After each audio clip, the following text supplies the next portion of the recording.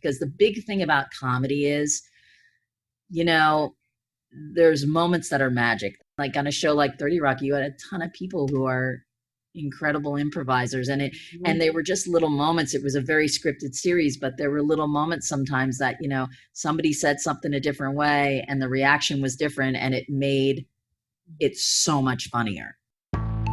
Hello, and welcome back to The Director's Cut, brought to you by the Directors Guild of America. Today's episode features the recent event Spotlight on director Beth McCarthy-Miller, which was hosted by the DGA's Focus on Women Committee. Ms. McCarthy-Miller's directorial credits include the television series MTV Unplugged, The Ben Stiller Show, numerous high-profile concerts, and 11 seasons of Saturday Night Live. A 13-time DGA Award nominee, she won twice in the comedy series category for her 2017 Veep episode Chicklet and her 2013 30 Rock episode Hogcock Last Lunch.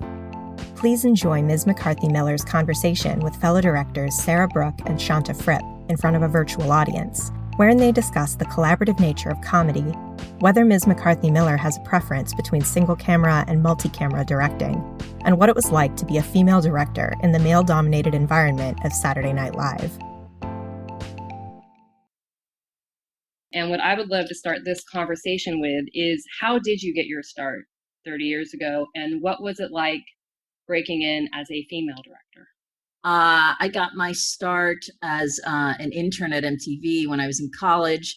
I thought I would go into hard news and do something, to help the universe like the two of you are doing. I interned at CNN and didn't enjoy it. So I had DJ'd all through college. I was very interested just in the television industry in general. And when I graduated from college, I got an internship at MTV, which kind of melded two of my favorite things, music and television. And I got a job at the end of the summer being the assistant to the line producer. And MTV was that place that literally, it was sink or swim. It was like going to school. It was one day you're being a control room PA, and then 6 months later you're filling in for the associate director that called in sick, and then you're doing that, and then all of a sudden you're floor producing on the floor with with the talent and writing copy for them. And then I basically took whatever job made more money because I was living in Hoboken and waitressing on the weekend, so I could afford to eat, buy a pair of jeans when I ripped my old ones. So I was going to take a full-time producer job because it was more money. And the two male directors that I AD'd for sat me down and said not to, and said that a directing job was going to open up. And they really saw me in the director's chair and thought that that's where my talents were. And I took their advice and sucked it up for about 6 more months.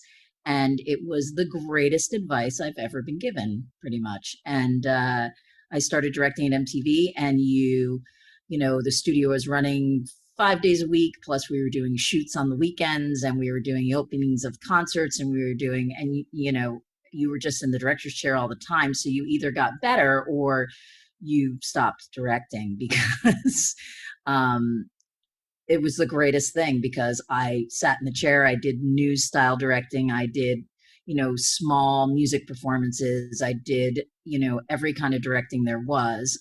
Whatever show was on MTV, I started doing it, which was great. And then I started doing the half-hour comedy hour for MTV and started directing their pilots. And I did a show called The Ben Stiller Show, which was Ben's show before he went to Fox, which was kind of a sketch show. And then the next greatest thing that happened to me was they asked me to meet with a comedian named Jon Stewart. And he had an idea for a late night talk show that kind of fit the mold of MTV. It was a little less stuffy suit and tie late night thing. And I met Jon, and like everyone else in America, immediately fell in love with him. And we did, I think, 3 or 4 seasons on MTV. And then the show got picked up for syndication. And I left MTV and joined the Directors Guild. That's what took you to the Guild. So that's how everything started. It sounds like coming up for you in that environment is very similar to maybe a local news environment for some folks out there that you get to do everything. And do you think that those directors seeing those instincts in you is real? Because I think when I see people coming up, that you can kind of tell if they have the directing instinct, and they saw that in you. That was why they pushed you towards the director chair. Agreed. I think they noticed my natural bossy self. And no, I think, you can see that in people. And I helped to do that when I was at MTV. I started running the studio before I left. And so I staffed the stage managers, the ADs, and brought everybody up. And you could tell when someone was a PA, you could tell if they had that instinct to kind of and especially at MTV, people just had to jump in and do stuff because it was really, you know, run and gun.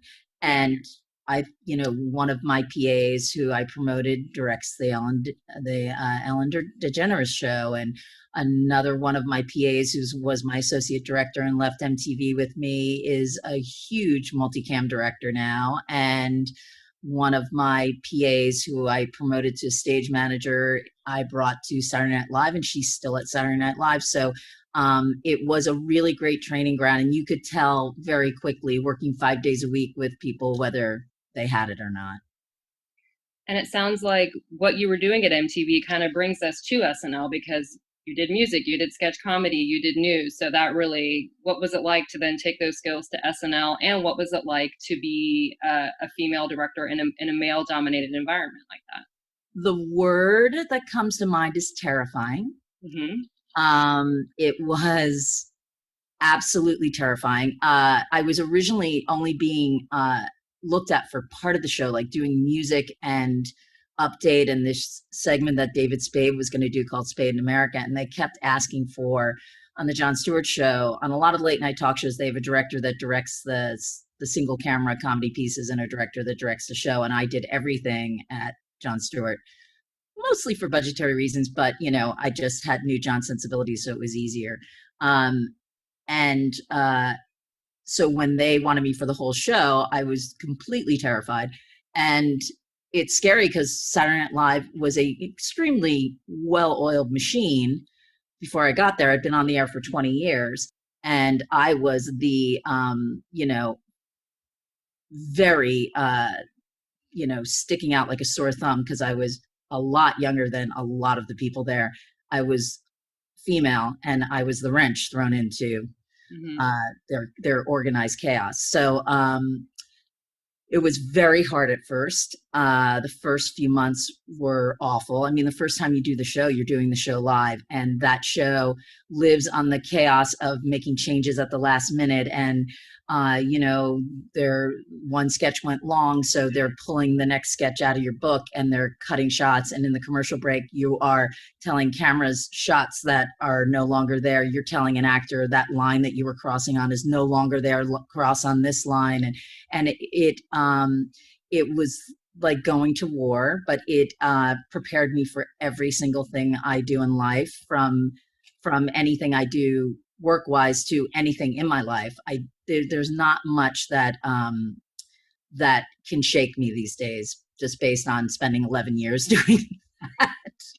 I don't know if I'm going to live as long as I should, but I'm definitely prepared for almost everything because of that show. And it's an unbelievably creative environment to be in. I am absolutely blessed that Lauren chose me that many years ago. I was with an unbelievable amount of incredibly creative, some of the funniest people I've ever been with in my life. And,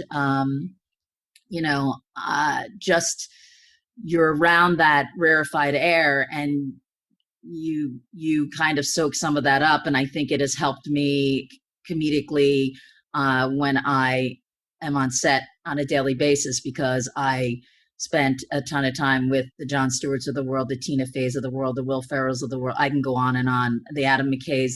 It's incredible when I look sometimes and I watch a show that someone that I worked with has done, or a movie, and I just feel like I could pinch myself. I was so lucky that I was in the same room with those people, never mind collaborating with them. Yeah. Wow. On that note, Shante. I want to go on to the next chapter of your career, Beth. As a live director, I've always heard that episodic directing is a completely different animal. What was your experience like making the transition from live to episodic? Well, I was really lucky because it was Saturday Night Live was kind of that meld transition. So it was live directing, but I had to figure out blocking for the sketches and I had to work on performances, which, when I was at MTV, until I did the Jon Stewart show and like Ben Stiller, I wasn't doing a ton of working on performances and making scenes work and making things funnier. So I did have those 11 years at Saturday Night Live, which the other thing it taught me was being very flexible. And it also taught me how to think quickly on my feet to change scenes and blocking to make it work for everybody. My biggest thing is in comedy is I think it is a group effort. I do think that, dramatically there is a vision and sometimes there's a singular vision and that works. I really feel like with comedy, you're always trying to make it better and funnier, and I think it really is a collaborative effort. So what helped me transitioning from particularly Saturday Night Live to narrative was that I did have to think on my feet. And when you are on the set and especially with single camera, you're rehearsing it the morning that you're going to shoot the scene. So you rehearse it, you got to make it work. And then all of a sudden you're lighting and shooting the scene. So sometimes the actors have a different thought than you had. Sometimes your showrunner has a different thought than you had. And, for me, best idea wins. And sometimes I have to figure out how to fix the blocking or fix something about it because whatever I had set up wasn't the best idea. So I think Saturday Night Live gave me a unique gift going into narrative for that. But every job I go to, even now, I really do learn something new every day. I really do. I learn from all different new groups of people. Like right now, I'm doing a show that's kind of a multicam hybrid. And ironically, once I left the multicam world, most of the half hours I did were single camera. So, 8 years into my career doing comedies, I would have meetings with people and they're like, oh, you do multicam? And it was my whole career for a very long time. So you have to wear different hats. You have to kind of figure out how to make each genre work because single cam and multicam definitely have distinct differences. And every show you go to has different dynamics. And when you become freelance, you're walking in and your job as the episodic director is first and foremost to make sure the show still looks like the show and feels like the show. So you have to be flexible and you have to, be able to take in everyone's opinions and make sure the best product gets on the screen. You said that you were able to hire PAs and ADs when you were at MTV. Did you have the luxury of choosing your staff or your crew when you got to episodic? Only if you're doing a pilot. And when you're doing episodic television and you're a guest director, the whole staff is there. So the bad news is that you're having to meet new people all the time and try to work within the frame of them. But the good news is you get to work with all different kinds of people, and you take all the positives and the negatives from each experience and try to make your next experience better. You don't have the luxury. I do have people that will call me and ask for recommendations when they're staffing up, but usually whoever the showrunner and the director of the pilot, they kind of put together the staff for the season. But whenever I get an opportunity, I always try to give my most informative opinion of, who's great. Okay, my last question here is, what are the biggest differences in directing on the East Coast versus on the West Coast, if there are any?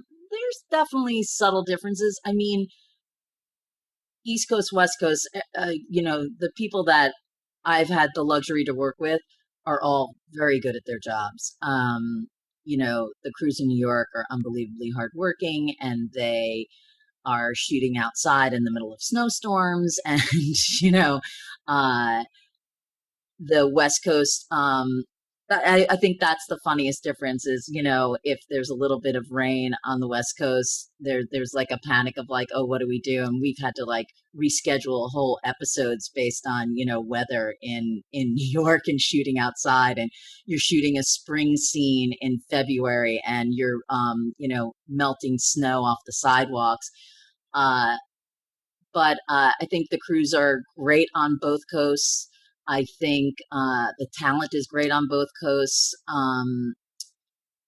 I find in New York when you're doing auditions, because there's so many like Broadway actors and really unbelievably trained actors that, you're doing an audition for 3 lines on a show, and, you know, 18 of the 20 people that you see, you would hire in a heartbeat. You know what I mean? I think that's like the biggest difference. Yeah. Before I get to my next question, when you were talking about making the transition, what was your ramp up for learning new technology? Did you have to learn new technology? Did you shadow other directors before you were offered your first job? How did that work?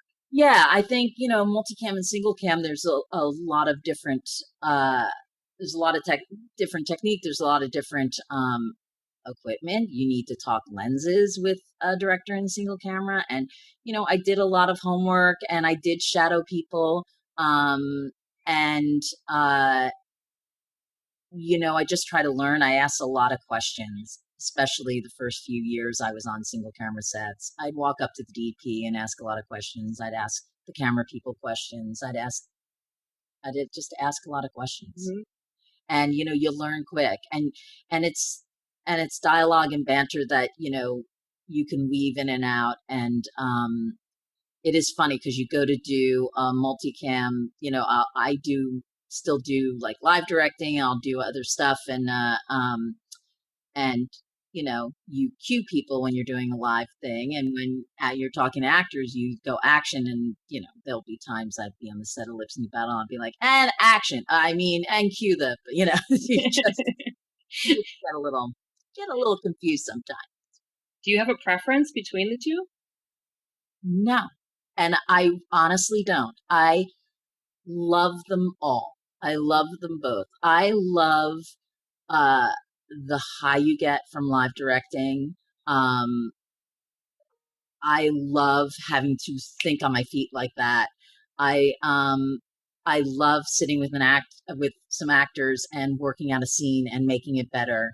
I love the time you have with single cam, you know, setting your shots and doing your takes. I love the time you have in multicam where you're running through the episode and you can see it from start to finish because you're doing run throughs at the end of your rehearsal days and you can see the whole episode in front of you. So I think every single genre has huge positives, and I love doing all of it. Honestly, it's super fun, each one of them. And when they all meld together, like when I did the live Sound of Music, that was like, so it was Everything. you had the high of the live, but it was all narrative, and it was, yeah. Wow. So the project that you're working on right now, Bob Hearts Abishola, you're shooting during a pandemic. And I know that a lot of people are now fortunately able to go back to work, but there's a lot of new protocols in place. How has production changed in this time period? It's been interesting, and I don't know how many people on the webinar have been to set, but there's a lot of protocols in place, and the edict from our show and the state, we're shooting at Warner Brothers, is safety is first, and safety is first always on a set, but the amount of safety that we are in the midst of is exponential. It's, not fun being in a mask all day, guys. It is not fun, but it is safe. And it's not fun being in a mask and a shield most of the day, which I am because I'm in the zone. Like there's a red zone. If you're going to be near the actors, you have even more protocol and more testing. And, it's not fun having Q-tips stuck up your nose several times a week, but it's, it's the world we're living in right now. And we're absolutely blessed that we're even going back to work because there's so many people that aren't working. So it's really about safety and making the actors feel comfortable. And we have shot 2 episodes and it's gone very, very well. We had 1 positive test and it was in a zone like the green zone, which was a little pod of people that are never on the set when we're on the set and that kind of thing. And we think it was a false positive because the person went and got another test on their own immediately after and it was negative, and they have had no symptoms. They've been unsymptomatic, but they have quarantined.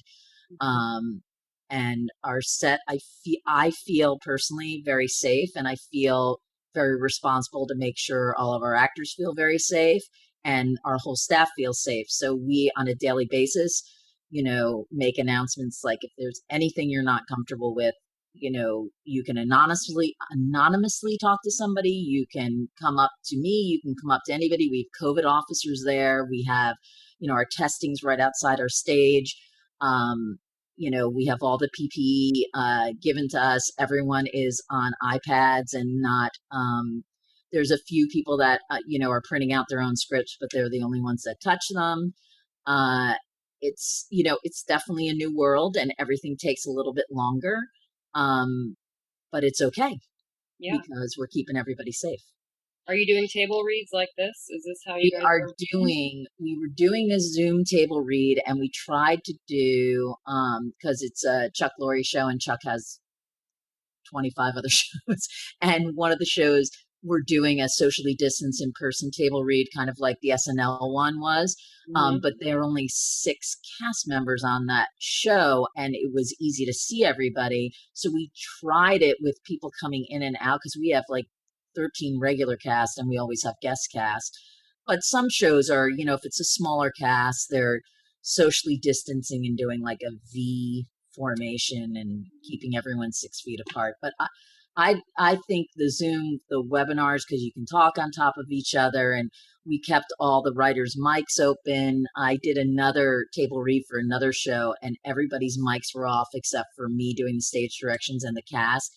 And that was a little strange for a comedy because you're waiting to hear laughs. You're not getting any feedback. So we kept all the writers' mics on, and it's not. Is it optimum? No, but it's safe, and you get the gist, and you're hearing the words, and the writers feel like they can do the rewrites based on them. So it's working. Yeah. Shanta? I have a random question for you. Sure. So many directors would have loved to direct 30 Rock and Modern Family. I'm curious to know what shows, past or present, do you wish you had the opportunity to direct? Oh my God, there's so many. I would start with the Mary Tyler Moore Show, which is one of my favorites ever. I mean, who wouldn't want to direct an episode of The Golden Girls? Who wouldn't have want to directed any of those Susan B. Harris shows like Soap, and all those shows were amazing. Any of the Norman Lear shows I would have loved to directed an episode of. I literally fell so in love with Schitt's Creek that I called my agents and I'm like, have they gotten all their directors for the final season? I'll just come up. They don't even have to pay me. But they had already finished the last season. And then as far as, I don't do dramas. I do dramedies. But if I'm a huge lover of dramas, and there are certain ones that, if I ever got to direct an episode of, I would have done. I mean, Mad Men, The Sopranos, any of those shows. Leslie Linka Glatter, I got to know from an Emmy thing that we did, and I love her and I love her work, and I mean the stuff she's done on Homeland is just amazing.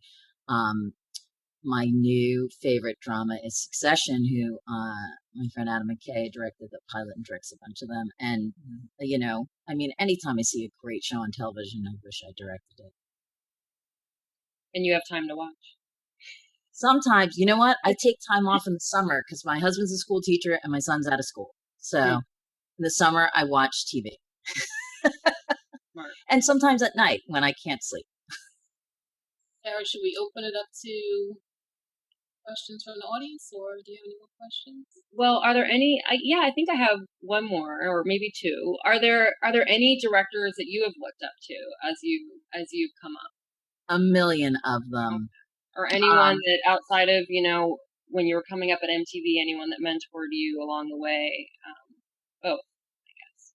Yeah, I mean, so the two directors I talked about that I directed for is a guy named Scott Fishman, who does not direct anymore, and he is like an EIC, and he's salt of the earth and such a great guy. And Milton Lage, who is also a director still, and they were the ones that really kind of championed me when I was younger.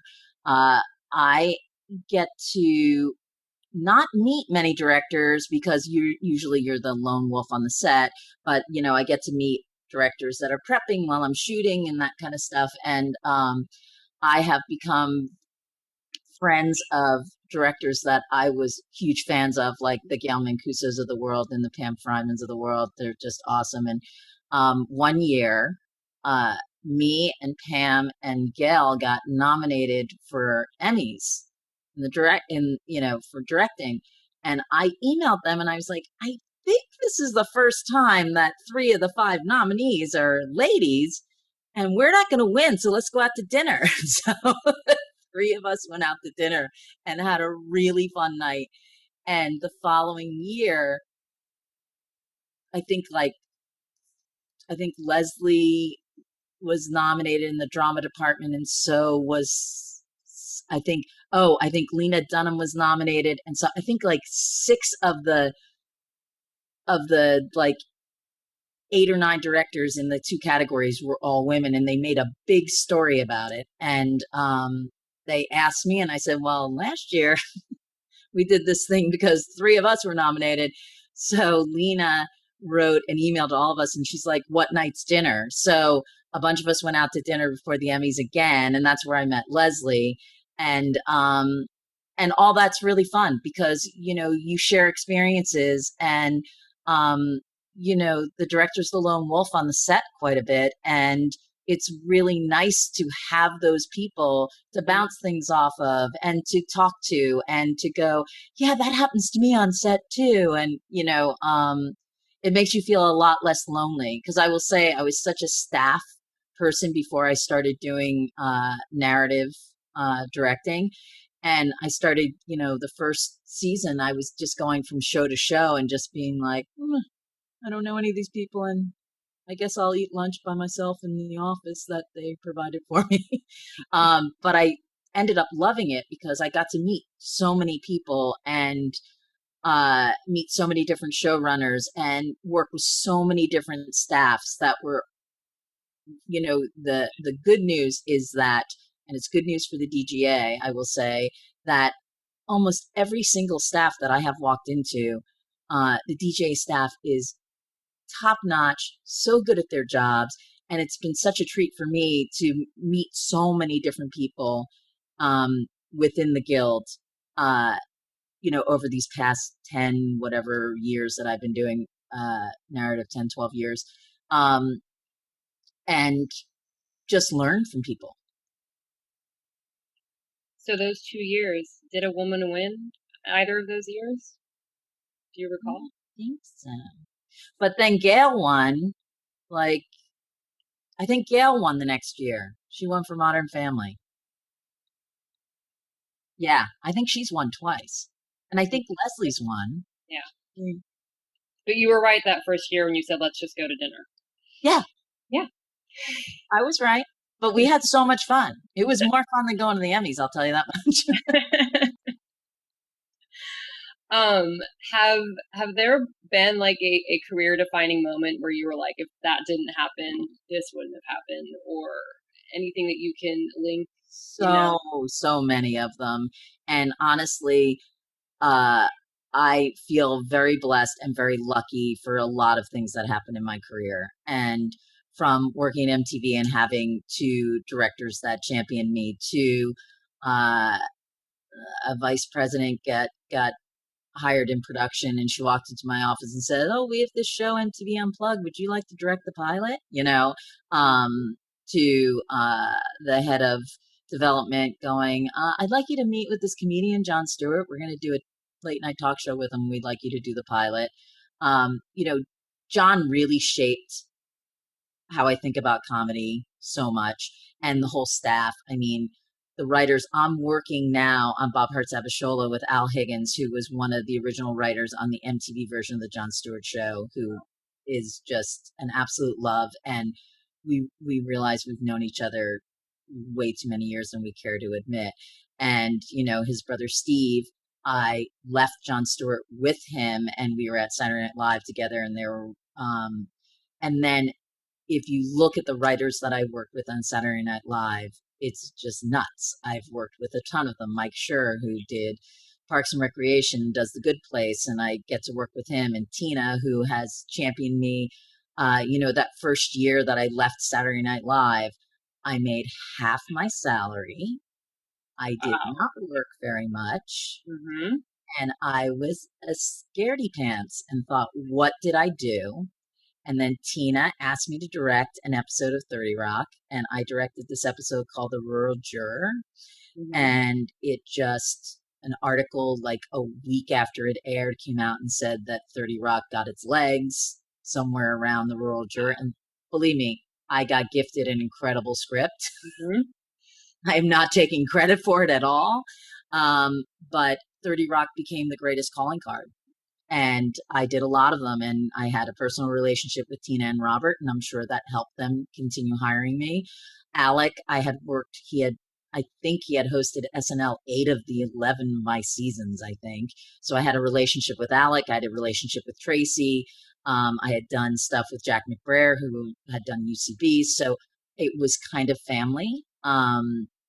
And I got to work with writers like Jack Burdett, and I mean, it's just nuts the amount of talent that I have been able to be like socially distanced from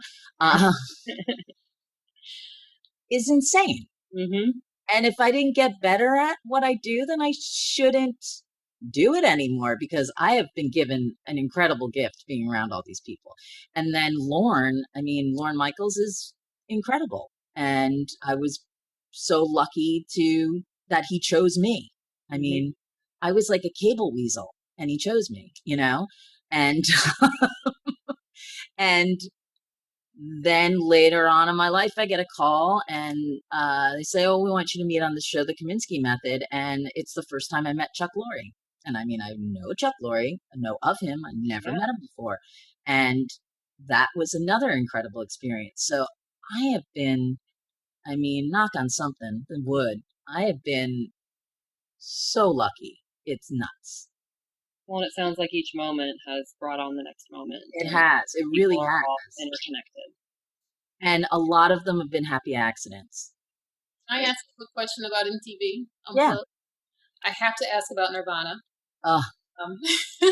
So Rolling Stone said it was the greatest unplugged performance of all time. It is.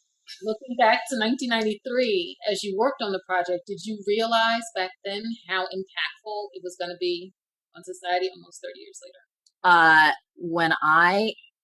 First of all, at that time, Kurt was, Kurt Cobain, and nobody talked to him, and, you couldn't get within 6 feet of him. And so they sent us to Hoboken where the band was rehearsing, and it was just me and my AD, and we walked in the room, and they were rehearsing, and they all just stopped and looked at us.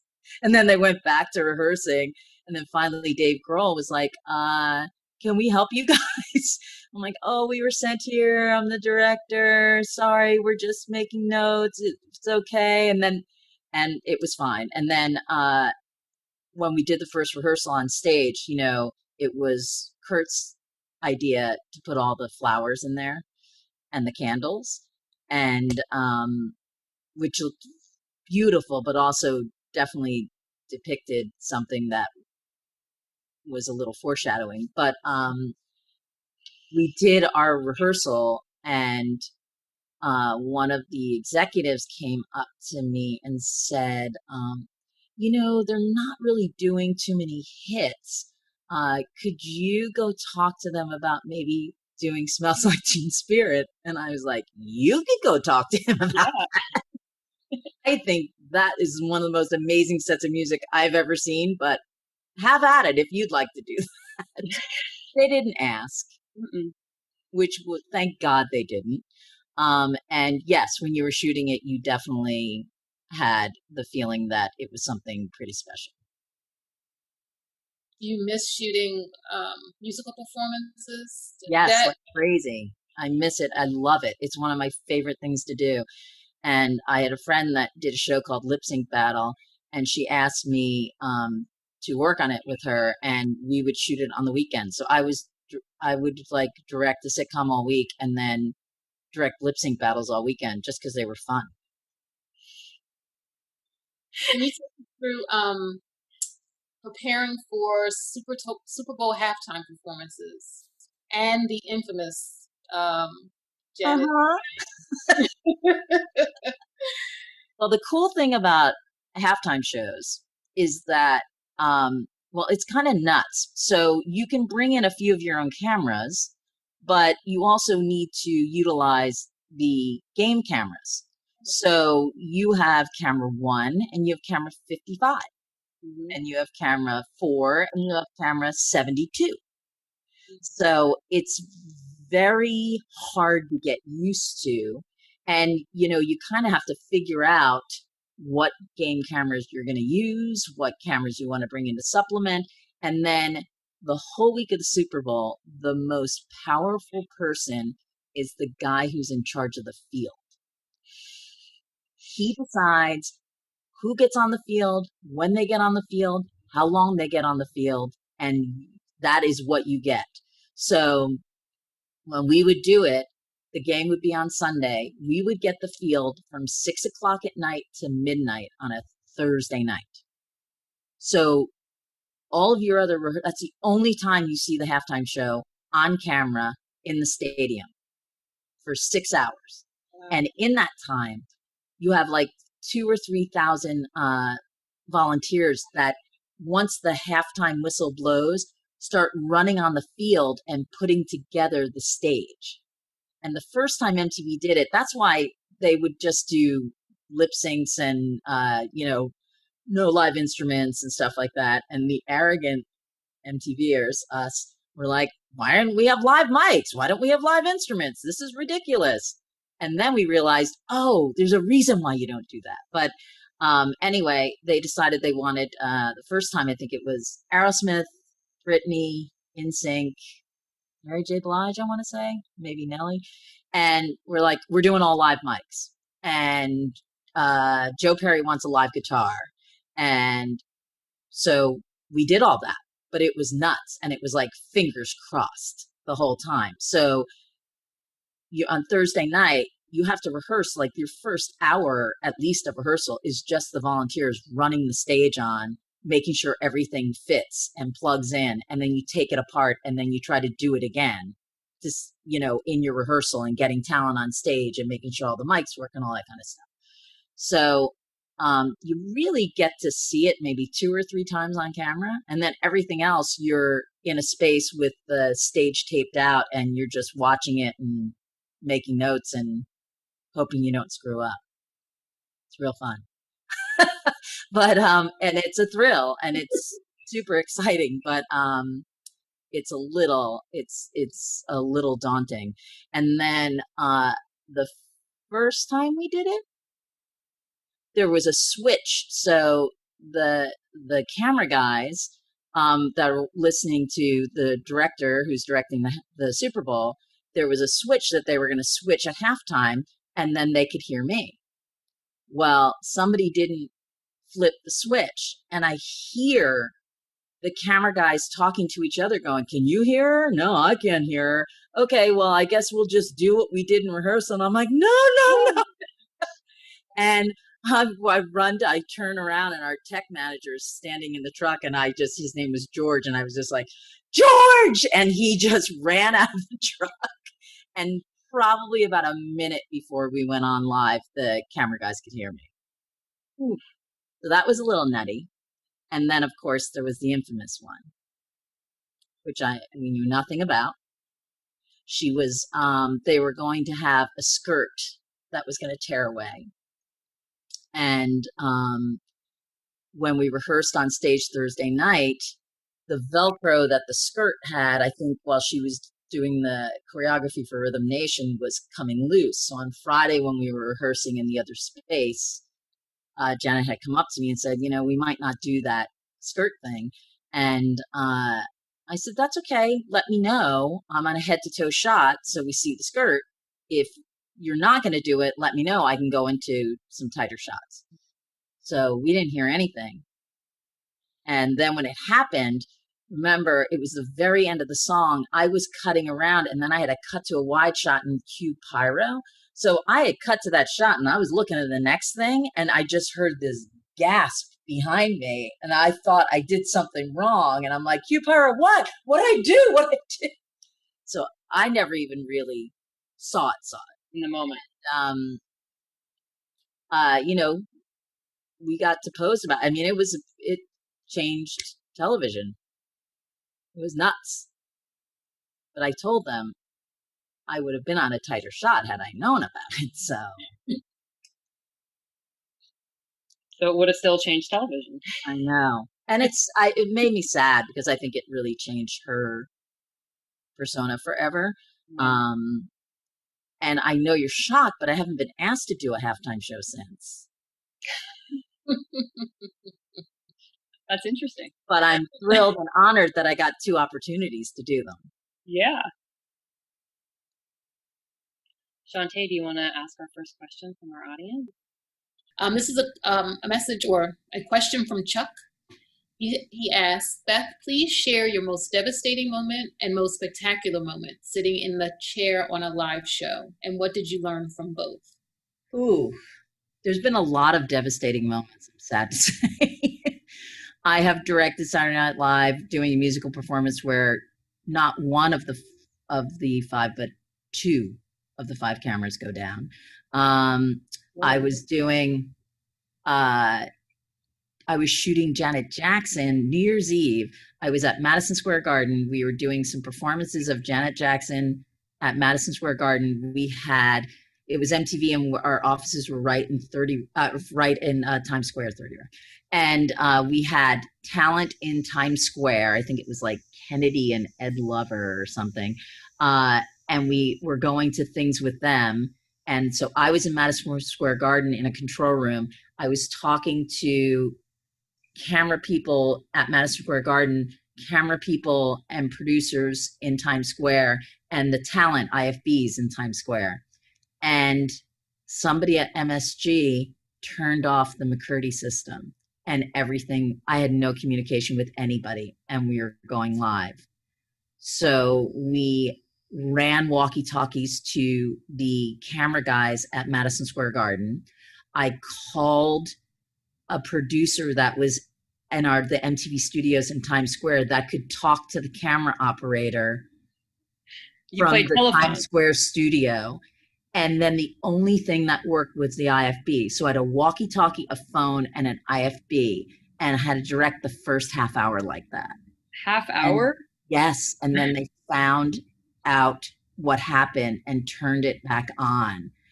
And at the end of the show, the MSG employee brought the guy that turned off the McCurdy by accident to me. And he just had his head down. He's like, I'm really, really sorry. What are you going to do? Like, I can't really talk about it right now. It was the worst. Yeah, there's a lot of things like that. I was doing a James Taylor live from the Beacon Theater for PBS. And we had a generator for the audio truck, but we were on house power for the truck, the video truck. And an hour before the show, Con Ed lost power on the whole block. at the Beacon Theater, like on 72nd. Everything went down. So then we had to unplug everything from the generator and then plug the truck and the audio truck back into the generator and just hope that everything came back. And about 7 minutes before the show, everything came back and we went live on the air. Those are all those moments that, you know, you're probably not going to live as long as you should. There are so many times in Saturday Night Live where we're counting down 5, 4, a couch is getting into position, the cast is jumping on it while 1, and then I'm coming up on the camera shot. Like, that stuff happens a lot there. But it's exciting. It's just a little nerve-wracking. What about a spectacular moment? God, there's so many of those too. I think, you know, the first time I saw an episode of television that I was really proud I directed, that I knew there were things that I did that made the episode a little bit better, and I watched it on TV, it kind of made me super excited. I think when I watched back the live Sound of Music, I really felt like that was an accomplishment, and we were kind of the first one out of the gate in this new modern thing. And I think we tried a lot of things, and you know, obviously, you know, my crew and everybody else that kicked butt to make that thing so great, in the cast, and Carrie Underwood, who's an absolute charm and delight to be around. That felt like a real accomplishment. I think the first time I did Saturday Night Live was crazy and nerve-wracking. And also the first time I directed Saturday Night Live, they did a monologue where it was Mariel Hemingway was the host, and she walked around the studio and introduced everybody. And the joke was that she didn't care because she was famous. She did that movie Personal Best, and she was the woman that Roseanne kissed on Roseanne. For all the youngins on the webinar that don't know who she is or what she did. So they wrote a monologue where she's introducing it. I came in with a whole new cast, and she was introducing the new cast, and she was kind of blowing off the guys and being really interested in the girls. And by the time she comes in the control room and introduces me, she kisses me on the mouth. So it was the first time I was directing Saturday Night Live. I had to be on camera, which I hate more than life itself. And then I had to be kissed on the mouth by Mariel Hemingway. A good kisser, guys. But it was very nerve-wracking. That's a spectacular moment. Yeah. Yeah. Our next question is from the audience. Do you prep your projects differently, such as SNL versus Modern Family? They're different beasts. I mean, Saturday Night Live, that's kind of like a whirlwind tour. You are, you know, you do a table read on Wednesday, the show gets picked on Wednesday night. I have different things I have to do. The first thing I have to do on Wednesday night once the show gets picked is make sure I can fit it in the studio. So the SNL stage, if anyone hasn't been there, is actually very small. And you have to decide what sets are going to be living sets that are going to stay there, and then ones you're going to build and collapse. And there's, you know, Ken Among, who's the supervising producer there, was the man that held my hand through all of that. He's incredible and such a wonderful, wonderful friend to me. But, you know, you sit with the art department and you figure out what sets we're going to build in a commercial break, what sets, you know, live, what sets, and it all works out in the wash, but you have to kind of figure all that out. And then, you know, you have to talk to the writer, because the writers kind of serve as the producers of their pieces. And then you have to talk about what the sets are going to, because everything is like a train that just goes into motion and you can't stop it. And you have to talk about costumes on Wednesday night. You have to talk about all that. And then Thursday and Friday, you rehearse the show. And as I rehearse the show, I'm picking every camera shot, I'm making notes. And then I would get a script on Friday night. We would, after rehearsal was over, sit in Lauren's office, pick the order for dress rehearsal. And then I would go to a hotel room and literally write every camera shot in, every cue, every note. And then they would copy my script, and everybody worked off of that. So that's just a different kind of prep.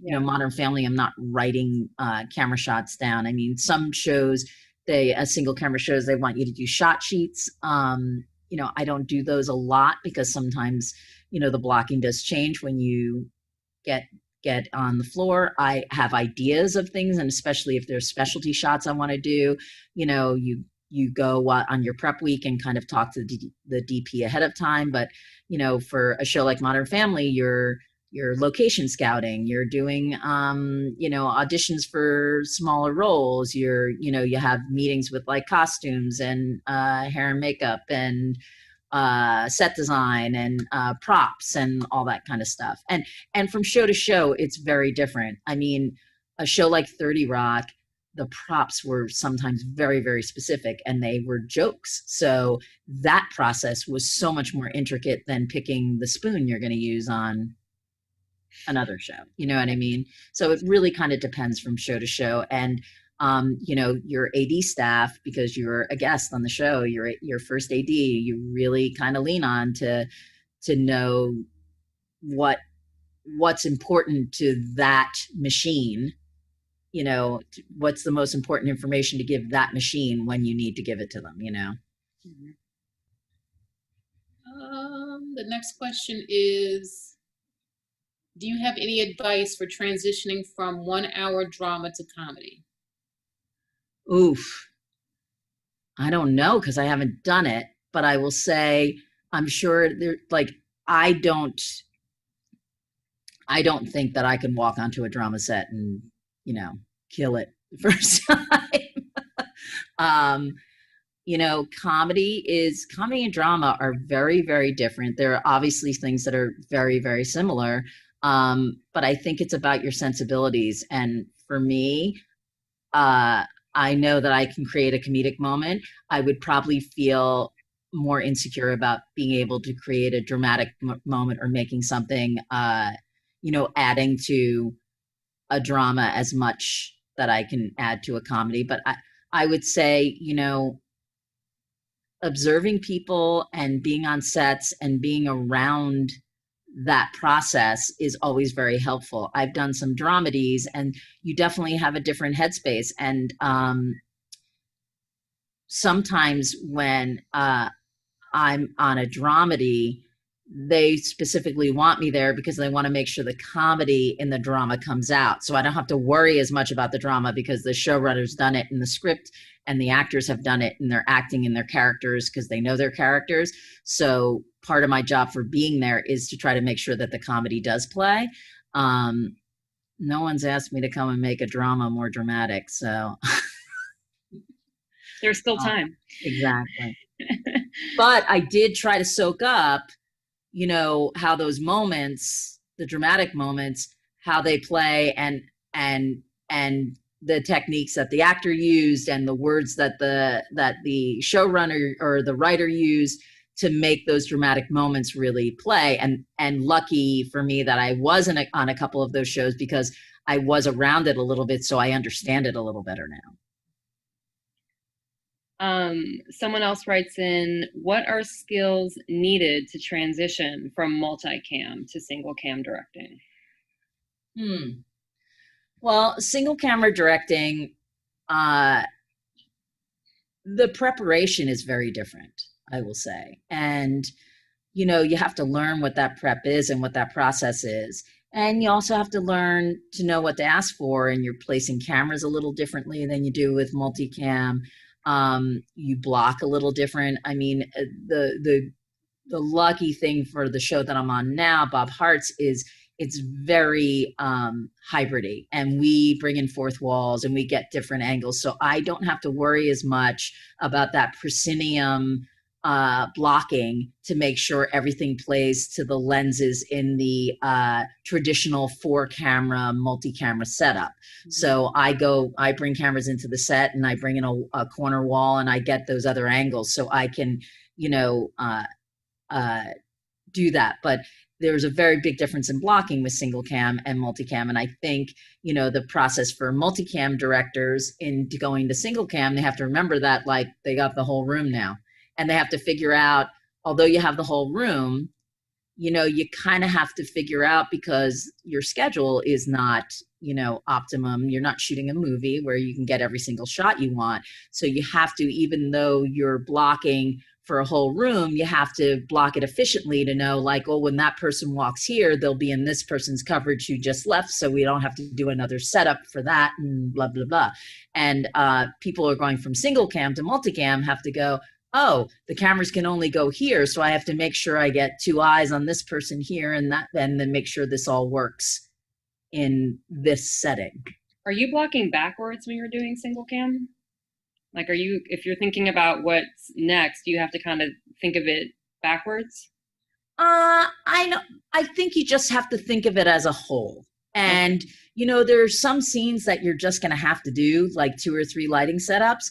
But, and in single cam comedy, and I'm not saying in movie directing, but in single cam comedy, a lot of DPs have gotten very, very savvy and very genius on being able to cross shoot, because the big thing about comedy is, there's moments that are magic that you want to capture. So when you're getting somebody's side and then you turn around and you get the other person's side and they do an ad lib and there's a react that you never got when you were on that other side, it's such a bummer. So whenever you can cross shoot in comedy, I always try to. And a lot of the DPs have been unbelievably gracious and figured out a way to shoot stuff single cam, but be able to get both sides of coverage, especially like on your close-ups, or your medium shots, so that you can get performance from both sides. So you do catch those, that, like on a show like 30 Rock, you had a ton of people who are incredible improvisers, and and they were just little moments. It was a very scripted series, but there were little moments sometimes that, somebody said something a different way and the reaction was different, and it made it so much funnier. Have you ever directed a feature film? If not, would you want to? I have never directed a feature film. I have prepped 2 feature films that have not. One got made somewhere else, and another one didn't get made. They pulled the plug in it, like, right when we were going to the production offices. I would love to direct a feature. Right now in my life, the way the world of feature films working, I have a 15-year-old son who's only going to be, I hate to say it, in my house for 3 more years, full time. And it doesn't make sense for me to go on location for 4 months and be away from my family. I of course would love to do a feature. I would love to do a feature if it makes sense. I'm at a point where I've waited this long. I'm not going to do Beethoven 12 because it's a movie. I'm going to do a movie because it's something that I'm passionate about, and I think I can add something to and feel like it's, be something good for me. But I mean, come on, I would love to do who hasn't sat in a movie theater and just been like, I wish I directed that. Very true. Question you kind of answered earlier, but another aspect to it was, how did you get the directing gig at SNL, and why was there an opening?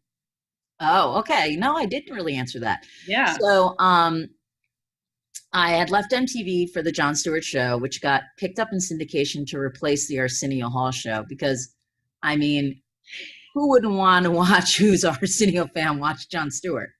But anyway, that didn't work out so well. So after 9 months, the show was getting canceled, and I was freaking out a little bit because I was in New York.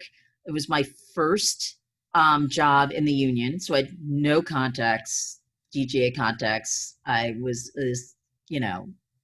what am I going to do? And the week that the show got canceled, and by the way, they canceled us.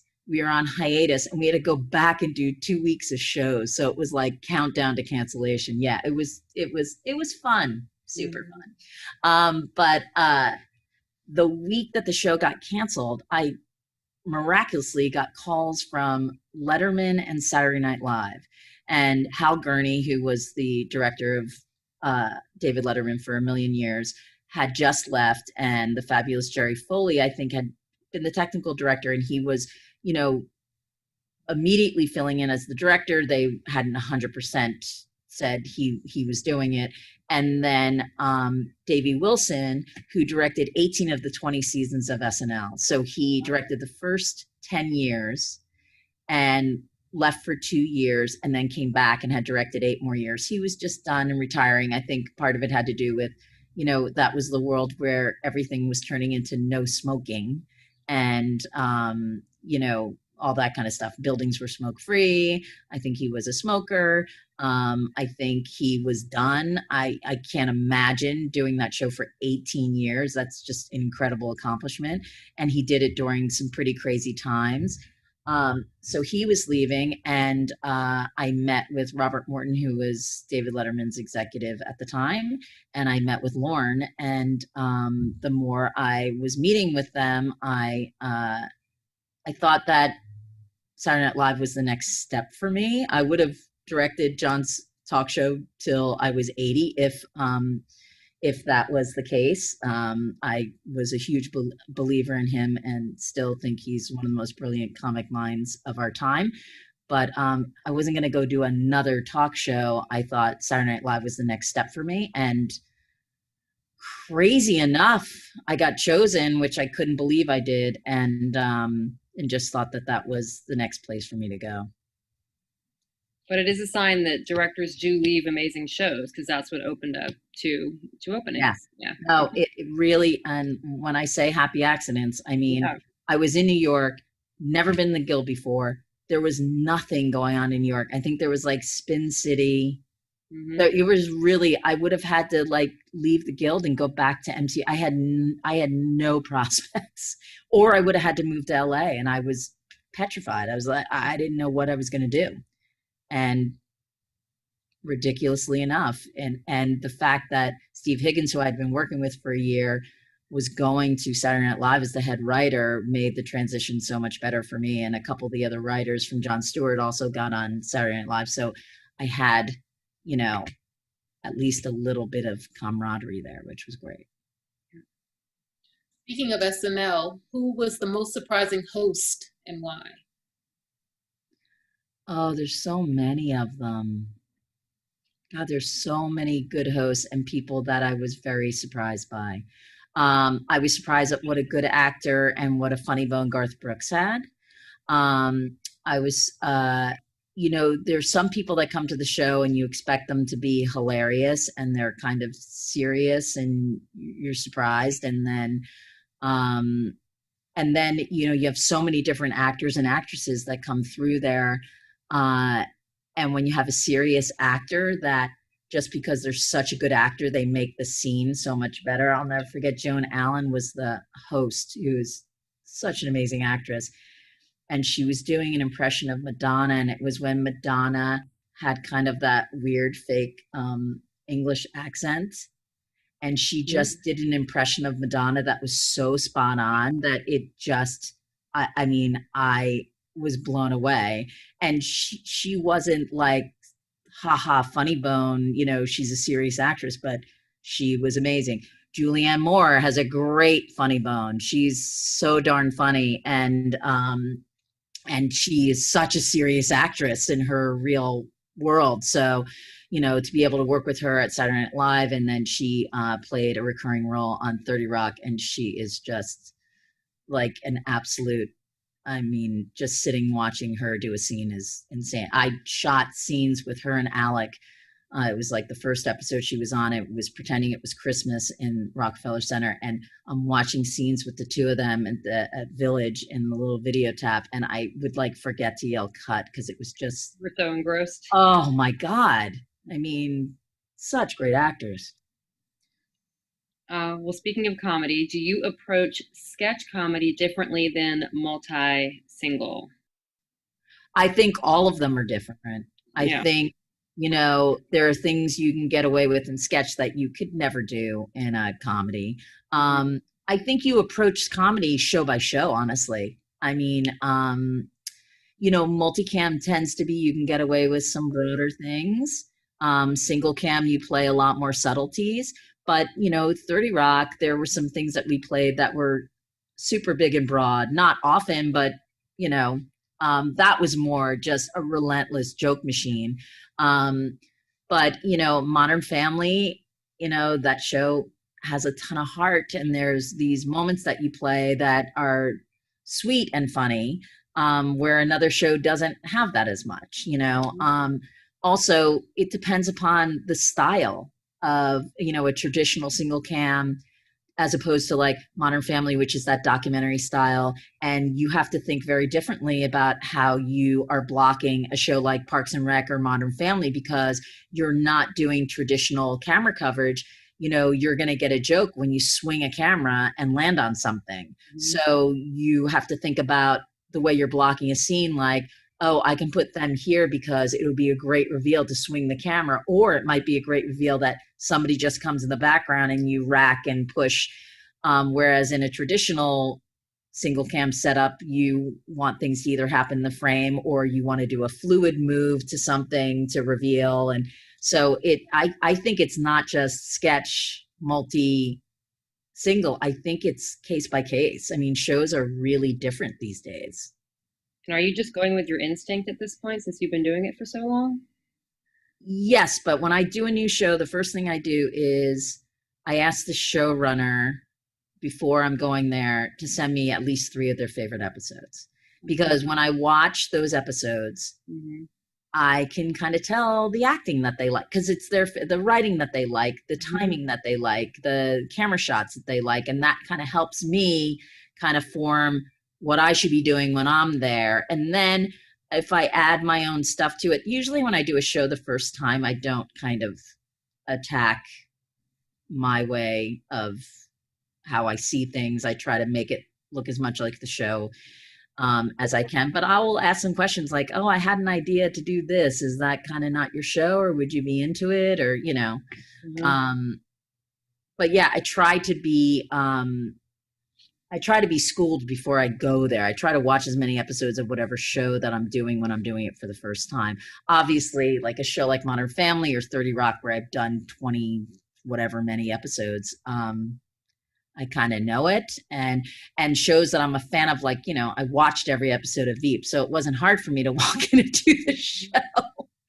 And I knew Julia. I had worked with her several times. She had hosted SNL, and she was in the live 30 Rock. And so, it's fun when I get to do a show that I'm a huge fan of, because I'm like, oh, I got this. I know exactly what this is.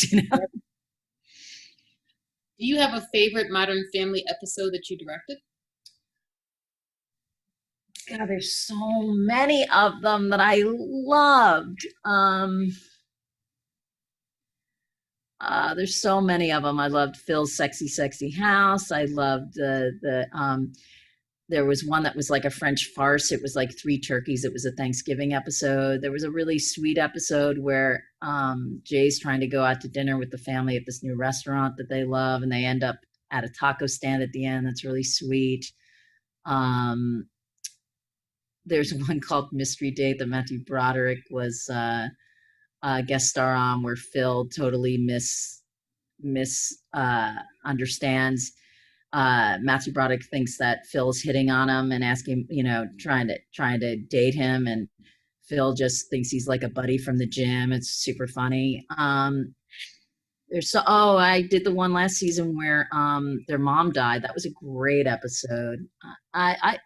I honestly have gotten so many great episodes of that show. The writers on there are fantastic.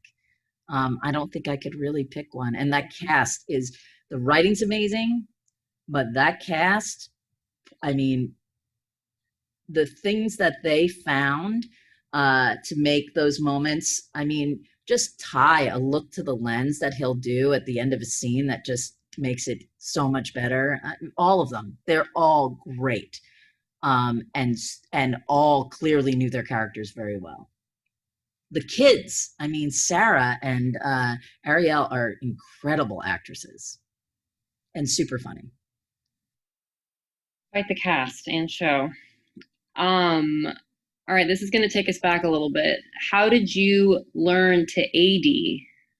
So we've talked about skills of directing. Did you AD? Yeah, I'll tell you.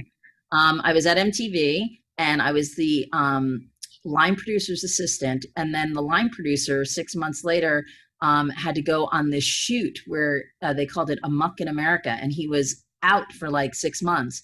And I started sitting in the control room, and I was like literally the assistant and getting calls from the vice president when stuff wasn't getting on the air that was wrong. And I'm like, I think this is above my pay grade, but okay. So I was in the control room. And then if somebody called out sick, I started being the studio PA, but I was around all the time and watching.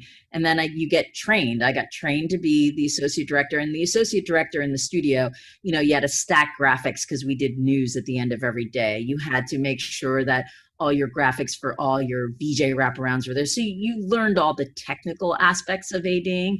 And then one of the directors, Scott Fishman, asked me to come be an AD on this. We did a premiere party for the movie La Bamba. I am aging myself so badly with all this. But I had to figure out how to AD music. And he's like, well, just put a clock on it and count me to the, and I'm thinking, well, Marshall Crenshaw is never going to play this exactly the same way every time. So I just started counting bars. And he's like, oh yeah, that's better.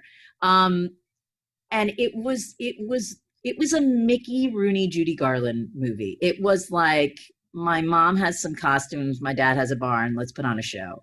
It was, they were doing remote control, and one of the producers came up to me and he's like, do you know how to direct, do you know how to AD a game show? I'm like, nope. He's like, figure it out. And that's what it was like.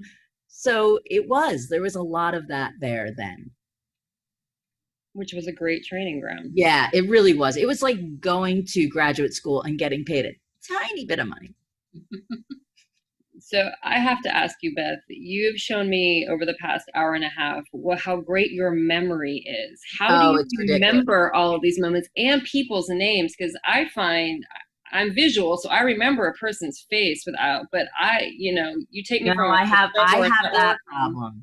Okay. I have a ridiculous memory, which I know is not going to always be with me, and I am in trouble because I do not write enough stuff down.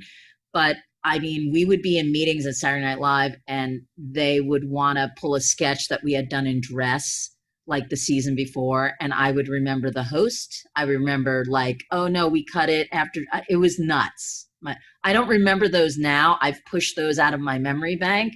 But I do have that problem with faces and names because I would do all these freelance jobs in New York and LA. And, you work with different crews, and I would be walking down Broadway going to 30 Rock, and some of these guys that either worked at MTV or worked on one of the one of the freelance shows I did, or from Saturday Night Live, and they would be working crew at like a Broadway show, and they'd be like, Beth, and in my head I'd be like, how do I know him? Jon Stewart, MTV, Saturday, and I'd be like, oh my God, it's so good to see you.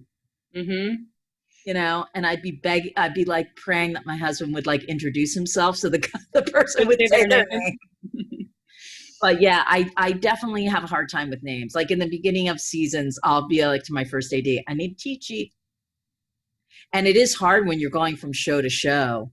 I'll have someone call me about, a pilot, and they'll say, oh, we were going to hire blah, blah, blah. You've worked with them before. And I'm like, I have. And then as soon as I see their face, I'm like, oh yeah, no, I know them. I worked on this show with them and they're great. And blah, blah. But when they say the name, I'm like, yeah, it's bad. Okay. So even for how great your memory is to remember shows and moments, it's still hard to keep track of people. I mean, you see how many different shows I would do in a season, especially when I was doing half hours. Mm-hmm. Shanta, do we have anything else? You have one more question. Okay. What are things you were able to do within episodic parameters that make the episode better? It all depends. There could be something subtle. Sometimes a line's not working, and just massaging the line and changing it a little different makes it work. Sometimes the blocking makes it better, a reaction makes it better. I did this episode of 30 Rock called Secret Santa, and everyone was like running away from Kenneth because he wanted to do a Secret Santa. And I said, you guys, would be really fun if we did when he's coming into the writer's room and make it like like a Japanese horror movie. And we hung like these little like decorations that were elves on planes, but like we did all these Dutch angles and did all these zooms of people freaking out because Kenneth was coming, and I made him look like he was like a Godzilla monster. And that wasn't in the script, and it worked. But there's all different kinds of things that you can do. And I don't lots of times run and right away and do that, but you get inspired when you're reading a script, and you get inspired.